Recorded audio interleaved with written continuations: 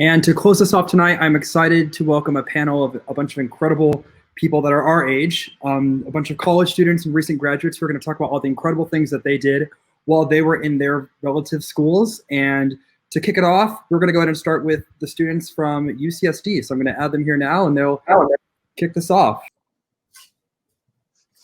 Hi, everyone. We are TEA at UC San Diego, and since 2018, we have brought dozens of students together each year to create amazing Halloween maze walkthroughs on our university's campus.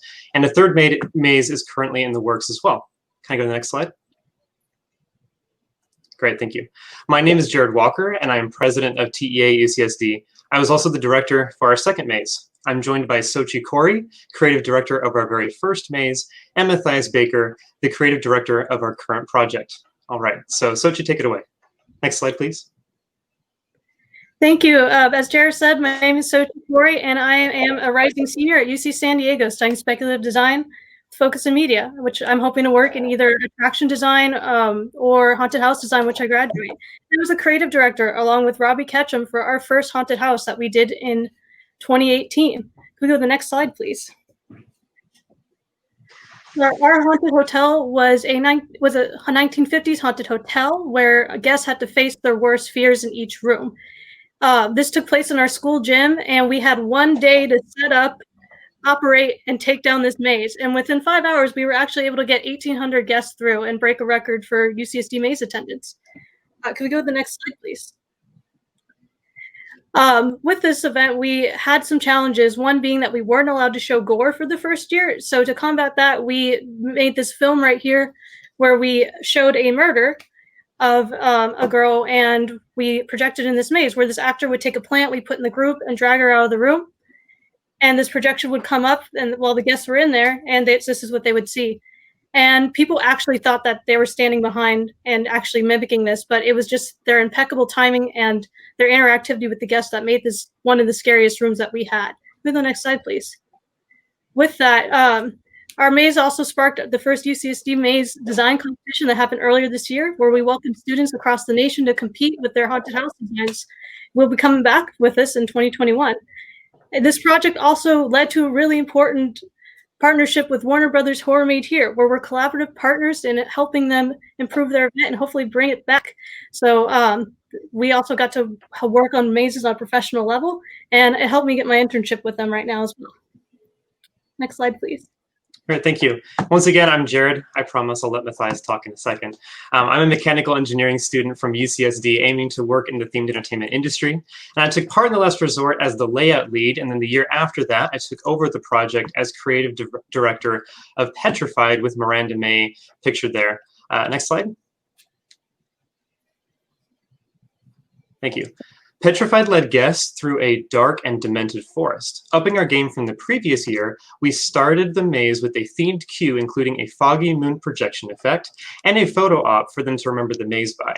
Upon entering the forest, guests encountered many creatures including a 6-foot-wide animatronic spider. Next slide, please. And near the end of the maze, guests entered a cabin and then went downstairs and found the source of all the chaos, culminating in my favorite moment in the maze, called the sacrifice room. And this room was an evolution of what Xochi just showed, where we had a planted scare actor in our group that went through the maze with them.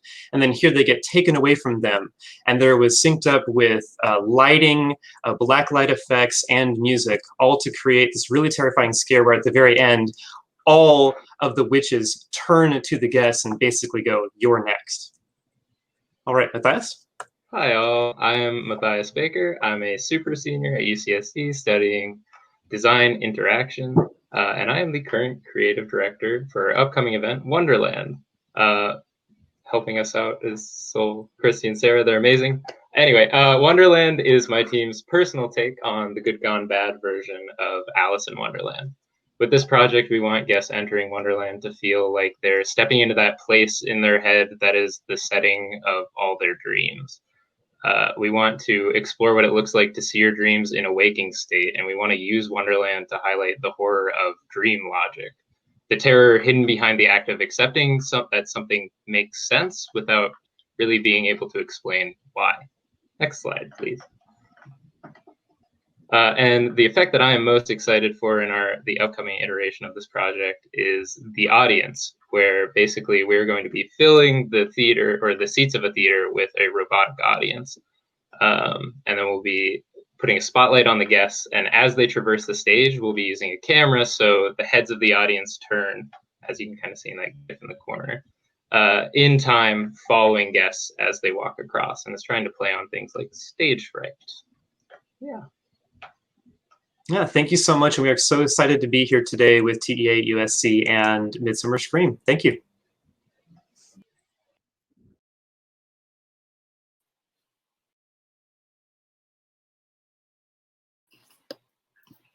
Hello, everybody. I'm Anahita. Pleasure to meet you all, even though you cannot meet me. And I'm going to just tell you a little bit about what we did in college. It's a little bit complicated, so bear with me. And let's start by putting you in the middle of the experience. Imagine this. You walk through a projection map portal into a giant room, which feels like a party. On the surface, there's games and food and dancing and music. But when you delve in a little bit deeper, you discover that there's a lot more than what meets the eye. By speaking to a character or discovering like a hidden message written on the walls, you're introduced to quests, which is a series of character interactions, games, and puzzles that will ultimately have you inducted into a secret faction of an army, and the entire experience will culminate in this battle-like finale in which your actions will determine the conclusion of the story. I did 2 events at USC. The first one called Alohomora, Unlock the Magic, and the second one called Ascend, When Myths Fall, Heroes Rise. Both of them had the same goal. We wanted to create a world in which people could actually have agency and impact in an unfolding story, one where they could be the heroes of their own story, but you could say. And both of the events had a similar triple layer structure. As I previously mentioned, on the surface, it's a giant party. But then when you delve a little bit deeper, we have a competitive layer that we'd incentivize people to play with prizes. And then we had the narrative layer, which people unlock through quests. And through all of their individual actions, we actually determined how the entire story played out with multiple endings scripted. Alohomora's story wanted to capitalize on a very basic desire, which this entire endeavor was born from. When people see stories, they want to be within it. When I was a child, I always wanted to visit the wizarding world. And in Alohomora, we tried to bring that to life. It was an experience in which we brought together the Tri-Wizard tournament to USC. And as a participant, you came in just to compete, but you discovered that there was light and a dark army that you could choose to join. The light army wanted to discover the dark forces lurking underneath this entire experience, while the dark army was actually led by the immortal survivor of the Salem witch trials, who wanted to take away all of the powers of the Mudbloods because their ancestors had wronged her in the past. And you could choose which side you wanted to be on and contribute to either side winning. Ascend, we took things to the next level. It was a mythology-themed family reunion which combined Greek, Egyptian, Maya, and Chinese mythology, very multicultural. And once again, on the surface, giant party. We had a competitive layer, and then you kind of joined the Order or the Revolution side. The Order wanted to let people continue what they were doing and give humans the opportunity to make the world they wanted to see, while the Revolution wanted to take away human free will in order to fix all of the problems that we were currently facing. Both were very long productions. They were year-long experiences each. And we had about 100 people behind the scenes for each production. We had teams that were across theater, engineering, game design, and we brought it all together to create what we finally saw and bring the world to life. The event itself was very robust with a lot of new kind of happenings, and what we wanted to do was kind of capitalize on the transition from storytelling to story living, where people imagine themselves within a world whenever they see it. And now I'm kind of continuing on that journey with a company called Ulteria. It's a play on alternative reality, where we create similar experiences to create living, breathing worlds, where each person's actions can actually contribute to creating a story that is unfolding in real time.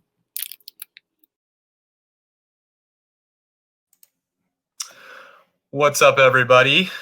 Okay, see we got Jack in here. All right, so we are all former members of Carnegie Mellon University Theme Park Engineering Group, and we're going to talk a little bit about the Old Mill, a dark ride that we built together in college. Next slide. Hi, everybody. I'm Rolando Garcia. I was the producer on the ride. I'm Benton Shortridge. I'm currently a ride engineer at Zamperla Inc., and I was the lead engineer on the ride.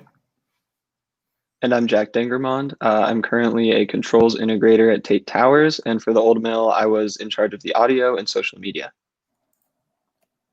So the Old Mill came about as nothing but a weird idea at first. I've actually been thinking about building a little amateur dark ride at home in Florida, and that idea became a we when I found a small group of people who didn't think I was crazy for thinking this and pitched the idea to them. Our campus's theme park engineering group caught wind of the dark ride people, quote unquote, and join in on a couple of meetings. And from these hushed talks and secret corners of campus, the amateur dark ride snowballed into something much bigger than ourselves. We were now planning to make a small-scale version of the amusement rides that we grew up loving, built for our school's annual spring carnival. Now, when the time came to find a name, we looked no further than our local amusement park, Kennywood, that was rich with history. The small park had been home to an old tunnel of love, and that ride was eventually rethemed to something that was deeply unpopular.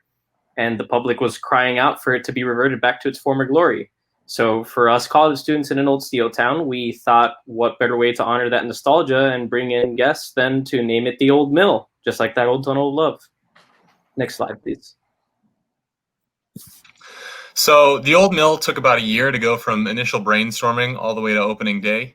Just like any other attraction, we started with ideation and concept art, followed by detailed design and planning, and then followed by construction and implementation. We went through this whole process with a group of under 10 people and with a budget of under $4,000. We took an old recreational gym space on campus and transformed it into Garfield Steelworks, a defunct steel mill left over from the heyday of Pittsburgh manufacturing.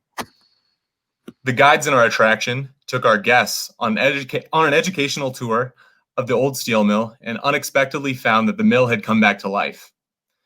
The floor of a functional steel mill is a dangerous place for an educational tour.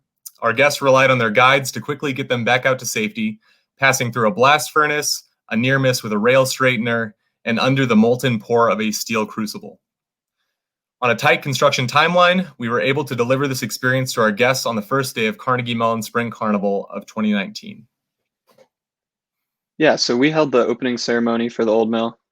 Oh, perfect. For the Old Mill with the Director of Public Relations of Kennywood, Nick Paradise. At any given time during the operation, we had 4 vehicles being pushed around by 1 tour guide each. We had 1 person each at the load and unload stations taking care of that. We had someone selling merch at our exit through retail shop, because any good attraction has to have exit through retail, of course. We also had an operations supervisor kind of looking over the entire thing, and a couple additional people just managing the queue, interacting with guests, and on call to switch out with operators as they got tired and to fix things. So in total, we operated for a little over 18 hours over a period of 3 days, counting roughly 1,200 visitors total. This was a higher than expected turnout, which we were thrilled about, but it resulted in wait times of over an hour for most of the day. And as far as capacity goes, we averaged over 60 people per hour and had less than 5 minutes of downtime for technical difficulties, which was definitely a major win for us. But the biggest win of all was that partly as a result of the nostalgia that we created with this ride, Kennywood has actually brought back the original Old Mill for the 2020 season, and it just opened not too long ago. So next slide. Thank you, everybody, for listening. If you want to learn more about the Old Mill, there's an Instagram, a Facebook.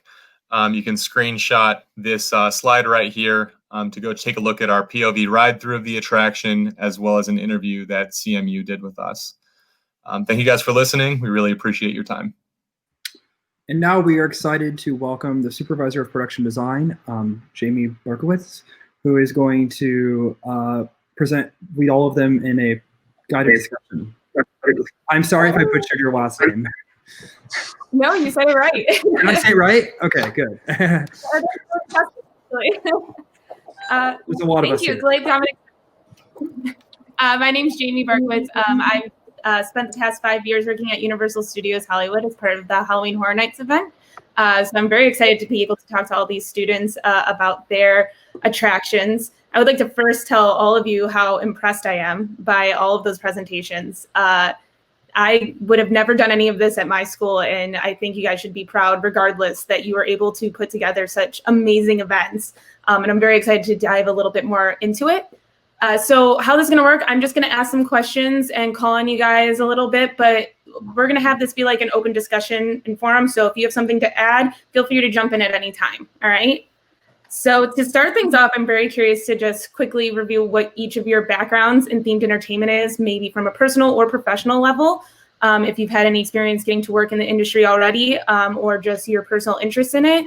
And then also what your majors are at your school, or what your major was if you already graduated. So we can start off with Xochi. We're going to start with you.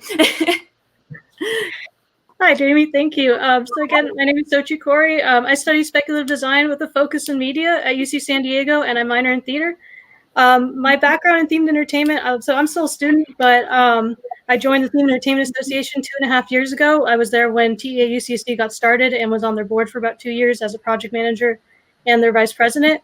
I've participated on like every project we've done, from the haunts to the competitions to team competitions. But on a professional level, themed entertainment for me, I'm part of the Next Gen committee. I plan events for the Western Division. And I am currently interning with Warner Brothers Studio Tour Hollywood, working on some cool stuff there for their displays and such, and some other stuff I'm not allowed to talk about. But I've done previous internships with them as well, with DC Comics, Blue Ribbon Content, and facilities marketing and events. So that's my background. Next from UCSD, anyone? Jared, we'll go with you. All right, cool. I'm Jared. I'm also a current student, and I joined the club, TEA UCSD, the same time as Xochi, right when the club started. I've always wanted to work in the themed entertainment industry, but I don't think I really knew how to until I joined the club and I started going to events. So that was a really, really exciting thing. I hope to do some kind of ride design in the future. I should be in Florida at an internship right now, but thanks COVID, so that got canceled. But thank goodness we have these kind of projects that are able to keep students busy, and I'm able to still have stuff on my resume for the future. Awesome. Next, Matthias. Yeah. Hi. Yeah, I'm Matthias. I'm a 4th year at UCSD studying design interaction. I joined our TA club about a year after these other two did. And what lured me in was honestly the haunted event that we just presented. I saw what it was like. I've always wanted to build a full-scale haunted walkthrough, and I was like, well, this is hopefully not, but a once-in-a-lifetime opportunity. I had to take it, so I hopped in the club. I kind of ham-fisted my way as creative director of this year's iteration of it, and I'm super excited about everything that's been going on. My interest, if it is not clear, is specifically in haunts. I love haunts. I've been designing small-scale haunts since I was a little kid, and my dad gave me access to our old house to build stuff in. So, yeah. Nice. All right, how about USC? Hello. I'm a narrative studies major, so I actually major in story, film, theater, basic reading, writing, game design, all of the above. And I have minors in cinematic arts and entrepreneurship. My expertise is very much story, but game design, business development, finance, marketing, I've kind of done everything because I've been project lead for my previous projects, and you've really had to figure everything out from bottom up. I've been a member of TEA for about 2.5 years as well now, and I've been a member of TEA at USC irregularly, but I found that the presidents of TEA at USC tend to be my design heads. So I've always had that integration with it, and I've been a lot more regular in the large TEA organization. I've also been an intern at BRC Imagination and Zeitgeist for productions. Nice. And then Carnegie Mellon. You guys can choose, you guys. Okay, I'm Benton. I graduated from Carnegie Mellon University with a degree in mechanical engineering. I started the theme park engineering group during school, and during my time in college, I had an internship at Universal Creative, and soon after graduating, I had an internship at Walt Disney Imagineering. I worked on the Hagrid's coaster at Universal and had the opportunity to help work on Avengers Campus when I was working at Disney. And now I am a ride engineer at Zamperla Inc., helping on expansion projects at Coney Island in New York. I'm Rolly. I also graduated from Carnegie Mellon with a degree in information systems and a minor in animation and special effects. I'm everything from a producer to an electrical engineer, and I've worked a season at Cedar Point as a ride operator, but I'm currently an apprentice with Irvine Andre Engineering, working on roller coaster control systems. So that's pretty cool. Cool. Yeah, so I'm Jack. I also graduated from Carnegie Mellon in 2019. With a degree in electrical and computer engineering. Basically, like, I always loved theme parks, but I kind of gave up on the dream of working for a theme park even before I got to college. And this perfect storm of Rolly wanting to build a ride and Benton starting a TPEG group, starting to like get an internship with Universal and seeing that it's actually a viable career path kind of brought me back to that. So right now, like I said, I work at Tate Towers. I've had the opportunity to work on a number of world-class attractions, and I hope to continue doing that. Awesome. So I loved hearing about all you guys' different backgrounds, because if there's one thing that I can say about working in this industry is that people come from all different schools, all different majors, and it's very interesting to see the different paths. So let's jump into you guys' production of all of these events. So as we all know, sometimes an event might only last for a couple of days, or your attractions might only last for a couple of days, but the productions could take months. Some even take years. So I'm really curious to hear from each of you about what was your production timeline? How far in advance did you guys start planning? And how long did it take you to construct your attractions? And then also, how long did it stay open for? We can start off with Carnegie Mellon. Rolly, you could take that one.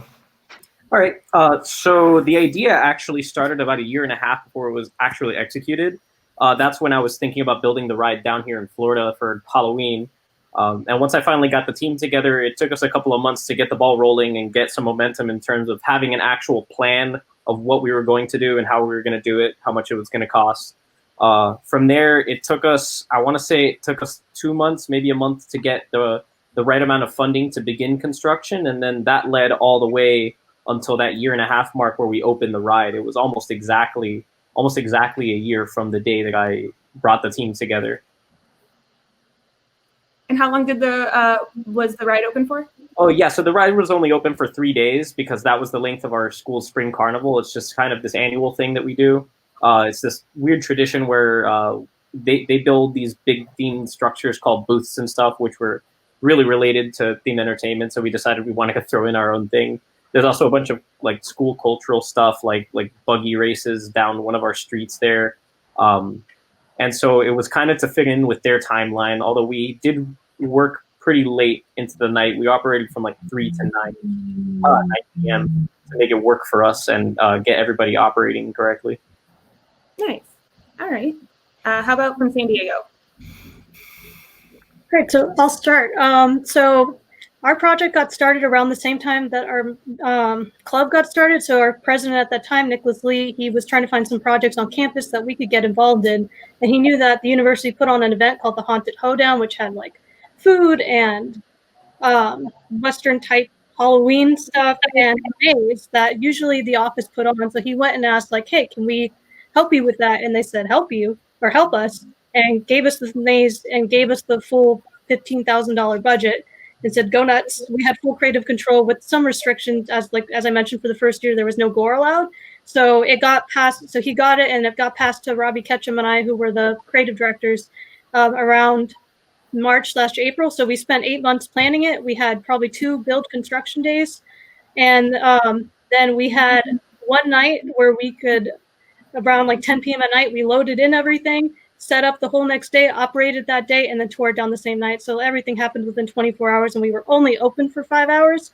But we ended up getting 1,800 people through there and had like a 2-hour wait at some point, I think. And with that, I'm going to pass it to Jared to talk about Petrified. Yeah, so that whole like one night thing was kind of torture. So we tried to do that a little bit better the next year. So we did about the same amount of planning, maybe an extra month. We did about 9 months of planning. We worked to that a little bit. We started with story and just did a few different things, and it took about the same amount of time. Then we did 2 weekends where we built the props in preparation to bring them into the space. We did 1 full week of load in and building it in the area. 1 day of operation still, because that's just the way the school wanted the event run. And then we had 2 days to strike the whole thing. And Matthias? Yeah, so, and then for this year, we started planning before the last one ended. So early October-ish, and then because of the evolving COVID situation, our timeline has changed quite a bit. So it looks like we're going to be planning for a little over a year, and the actual implementation of the event is going to last about a week. So, yeah. And USC? Well, the idea came to me when I was in high school, actually, and I also started on the idea of a horror maze, Halloween maze, but then it just evolved. I applied for director of my school special events committee, which gave me control of $80,000 my sophomore year. And it took me about 4 months to get the team together. From the time that I had the team together to the time it came together, it was about a 10-month process. We had 5 teams that were functioning simultaneously: theater, game design, narrative design, and administration. And we kind of did the entire non-implementation phase for the first 5 months. Then we had our December break and we went into production for the next 5 months, which was actual physical construction, play testing, things like that. We only had access to the venue for 1 day. So it was set up starting 4 a.m. and the entire experience only lasted 4 hours each time. And within those 4 hours, the university had restrictions. I had stolen, I had utilized about $35,000 of my $80,000 budget for this experience. And they had mandated that we have a minimum attendance of 500, which is like, okay, fine. And we needed to put together an experience which we had 500 people for simultaneously for this 4 hours. Nice. Okay, so I want to talk a little bit more about budget, because obviously everyone had a different experience with their budget and how much money they got or how they got that money. So I'm curious to know, how was your project funded? Was it through your student body government or the school, or did you charge tickets to your event? How did you guys go about getting your funding for it? And how did you spend that money? Was a bunch of it on the design and materials? Was there like crazy funds that you didn't really think about? Just kind of walk me through some of your budget tactics. We can go back to you, Anahita, for USC. All right. So we got the entire thing funded more or less through our school. We had one sponsor, Eddie Newquist, and I adore him because it was such a confidence booster to have someone give us money. We started with a budget of $5,000 and then steadily increased through basically university partnerships. So we partnered with the residential student government and then the LGBTQ community. And we just got various partners, which both gave us manpower. As I said, we had over 100 people just backstage. And it gave us a marketing push along with money that we could utilize. The money, a lot of it went to the ballroom. That was the space that we did it in. The rent for that itself was $12,000 because we needed to get all of the lighting done and we needed to change the space, the number of hours that we took, the spaces that we occupied, the number of staff that we needed, all was very expensive. Our team itself was unfortunately unpaid, and most of our costs went into like physical position. So that's costume, that's animatronics, puppet, if we needed to rent any equipment, if we needed to rent any furniture, food, game prizes, things like that. All right, Carnegie Mellon? Yeah, I'll take that one. So we had a budget of about $4,000. We wanted more than that, but we basically had to beg for what we got. We got most of that funding through our club, through asking the university for typical club funding for projects. The rest we kind of just begged our way for: materials, space on campus, et cetera. I mean, the majority of our cost was probably the materials in terms of mostly wood for fabrication, that sort of thing. But yeah, we were certainly on a shoestring budget to try to pull off what we wanted to do. That's Yeah, very just impressive. I can add to this, just as a testament. I think Rolly gave me like $100 to work with for the entire sound system, which that can not even buy a Bluetooth speaker. So obviously that was a bit of a challenge.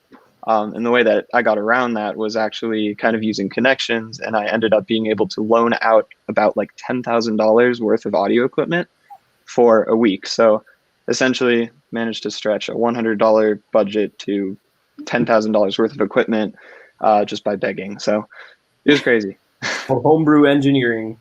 Yeah. That's awesome. All right, San Diego. Cool. I'm going to start off again. So as I mentioned, we had a budget of about $14,000 to $15,000 our first year. And so we did it in our school gym. So we didn't get charged for the venue.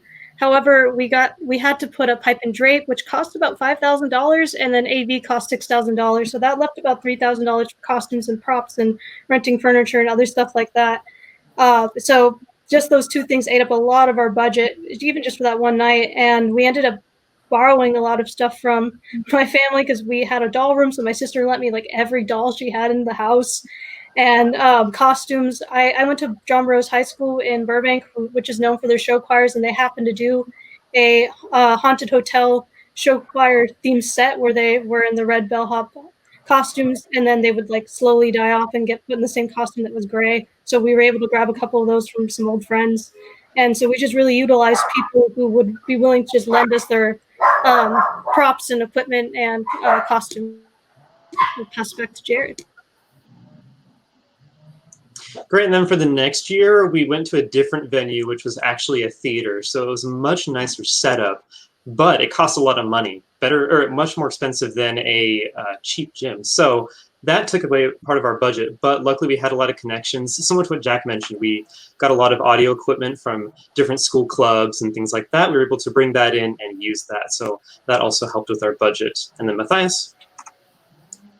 Yeah, so our budget is in a constant state of flux, again, depending on when this thing actually happens and how the COVID pandemic sort of shakes out. But what I will say is we're planning to tap into, again, it's really those connections and the resources that the school is willing to provide. I've typically seen a lot of support for projects like this from people that are working for the university because it's cool, it's something different, it's a really practical hands-on thing that we're all working on, and I think a lot of people want to get behind you and support you. So reaching out to the resources that you have, and yeah, just ask. Don't be afraid to ask. Awesome. So talking more about the production of it and with your budgets, since you guys have such a different array of the amount of money that you guys received, what are some of the different things that, or struggles, I guess, or hoops you had to jump through to make sure that your product was completed, but maybe you didn't have the funds to do something? So for example, is there anything that you had to cut that was an original idea that just wasn't possible with your financial situation? Or were there scenarios where you were able to use a different material or scenic technique to get the same look or design, but on a cheaper budget? Like, what are some of your guys' tips and tricks or things that you learned during this process? Carnegie Mellon? Rolly? I can take that. Yeah, I can take that one. So I think the biggest cost saving thing that we did was we reduced our number of vehicles by half. I believe our original number was intended to be 8 ride vehicles simultaneously, and we literally halved it to 4. And part of that was cost saving, but also part of it was finding the people who could actually help us operate with that many ride vehicles. In other things, we sometimes would end up having to go to Goodwill. Like I remember Jack having to go to Goodwill during our load-in process and buy some drapes because the windows in the room were providing way too much light.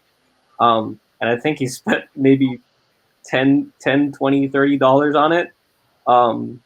Whereas we would have probably ended up spending several $100s on complete blackout curtains. So a lot of it was do and then tune. And that's how we got through it with $4,000 really. Nice. That's awesome. San Diego? So it differed for each year. So for first year, one thing we definitely had to cut back on, Jared had planned a very cool Peppers Ghost that was supposed to happen in a hallway, but due to us having to change the layout because we couldn't fill the gym because of how much it cost for pipe and drape and how much it cost to actually set up, we weren't able to do the effect. So that got cut. And a lot of furniture and stuff, actually. We had planned to rent a bunch of furniture to make it like a fully fledged hotel room for each room. But because of those other costs, we had to offset it, prioritize what stuff we wanted, and not get that furniture. And actually used a lot of furniture from my dorm instead. So that happened. And I guess with second year as well, we also had the same thing with Pepper's Ghost. And we had an animatronic spider that I worked on as art director along with Sarah Litto, who was the mechanical director on it.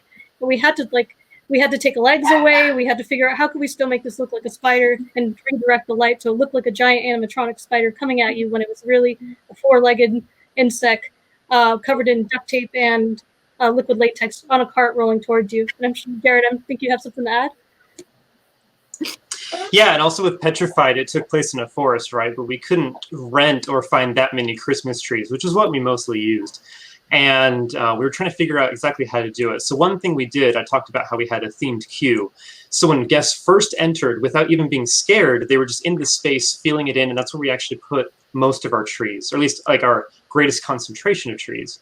So then after that, even if it was just kind of like black walls, it would just feel like you were in a forest because you already knew that you were in one from the very beginning.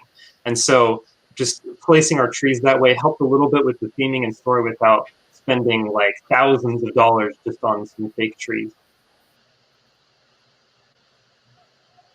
You see? Just like going on the forest theme, it seems like everybody has one of those. We also initially wanted to have lots and lots of trees because we were playing on the idea of an enchanted forest, but budget didn't allow, so we kind of played more into the suspension of make-believe, or disbelief rather. We had fences that we kind of brought into the room, metal fences, and then we decorated it with little Christmas lights and vines, which made it feel like you were enclosed in a forest space. We also next year needed to make similar compromises. We wanted to make a Greek temple in the middle of the ballroom, which is very ambitious. And initially we were hoping to have a pipe and drape structure, but as previously mentioned, that gets very expensive. So we took cardboard boxes, and up till like 2 hours before the event, we were painting the cardboard boxes to make it look like bricks in a like actual temple. So we had to make such compromises. It's strongly also about prioritization. So we picked some central pieces and said that we're going to spend more money towards that. And we cut some costs in things like lighting on the side, or the level of costuming that we have, or borrowed props. And as everybody over here has already kind of elaborated, the power of asking in this situation is tremendous, where it was much easier to get people from a costume shop to give us costumes and give us props than it was to kind of go and spend the money on it, considering we did need to be mindful of the budget, as the school had implemented some very strict policies on expenses that needed to be incurred, such as fireproofing all of the clothing that we had in the space.